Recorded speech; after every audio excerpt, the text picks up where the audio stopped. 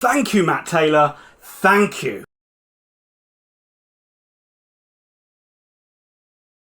Hello everybody and welcome back to Very Biased Opinions. It's time for another review of another Oxford game. Today, the Yellows were at home to Southend. So rounding off our crazy month of February, this is our 9th game. Let's jump into some team news. So it's two changes from the side that had that pretty comfortable win over Accrington Stanley.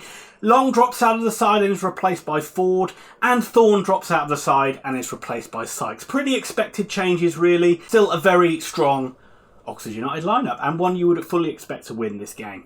There's no bones about it, Southend have had a terrible season. It's absolutely shocking. There's been so much problems off the field. They had problems back in December where they were late paying their players. They got to January and so many of their key players just jumped ship and left. It's left Sol Campbell with real bare bones to work with. It has been a disaster of a season for them. I feel so sorry for the fans. Oxford have been in positions like this in the past and it is just miserable. You don't look forward to match days. You can't wait for the season to be over. I really hope things get better for you, Southend, but I kind of hope they get better after this game. It was 4-0 to Oxford back at Roots Hall back in December, and it was a real gift of a performance. Southend really gave Oxford an early lead and Oxford never really looked back, and you would hope in this one that if Oxford can score early it should be relatively comfortable, and that will round up what's been a very good end to February.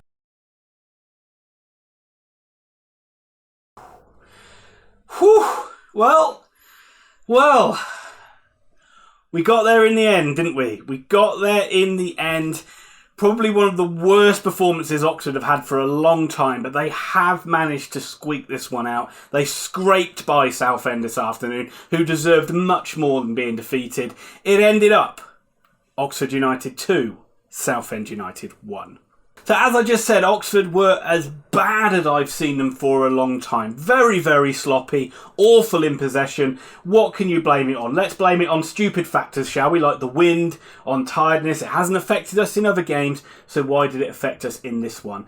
However, we did take the lead relatively early, and you'd have thought that would have made it nice and comfortable for Oxford. 17 minutes. It was a shot from Ford, which the keeper couldn't handle. He parried it out, and then he pulled down Matty Taylor on the rebound. That led James Henry to step up and make no mistake from the spot. So nice and easy, 1-0 up.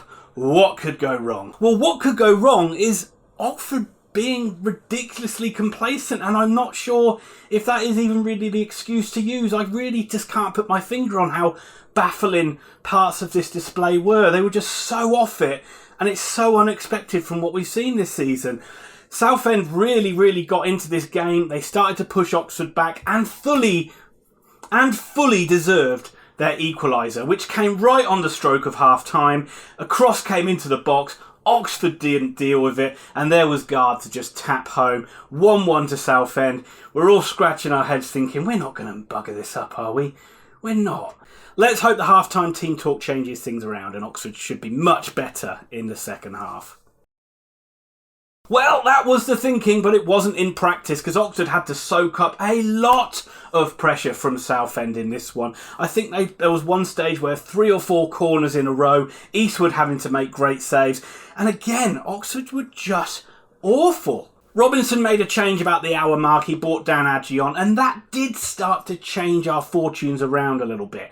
We started to impose ourselves a little bit more on Southend. We started to take a few more chances, and although we didn't really have any efforts of real note, we started to look more dangerous. However, as we looked more dangerous, Southend was certainly looking dangerous as well. And again, Eastwood was forced into a good save from a counter-attack. As the minutes rolled on, the crowd got more frustrated, everybody got more annoyed.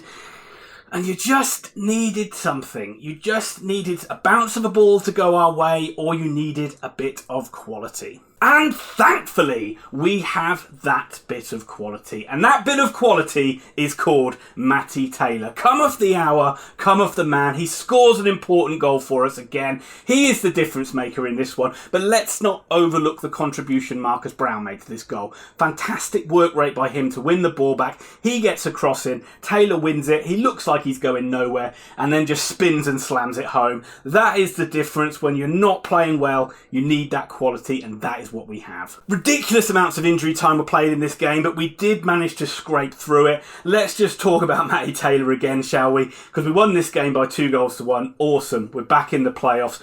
But let's think. Equaliser against Burton, winner against Ipswich, goals against Accrington, and now this winner today. How many points has he won us in February with his goals? Absolutely amazing. I think that's 7 in 6 for Matty Taylor, 17 for the season.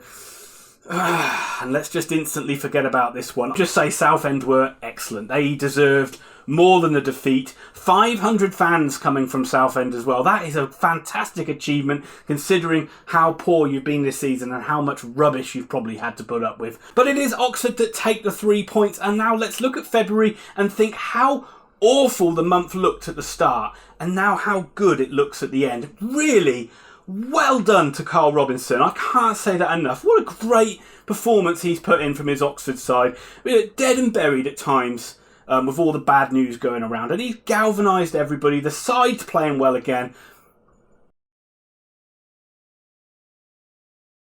So 16 points out of a possible 24 in the league in February. That's a very good return. We move into a much lighter schedule in March. Before I round out this video, let's get some thoughts from Thomas. And so the match ends 2-1 to the Yellows.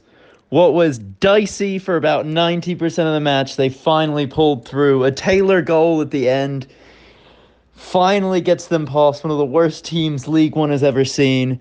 But there's no reason to worry. This is the 3rd straight win for Oxford United. They're still up there pushing for a playoff place.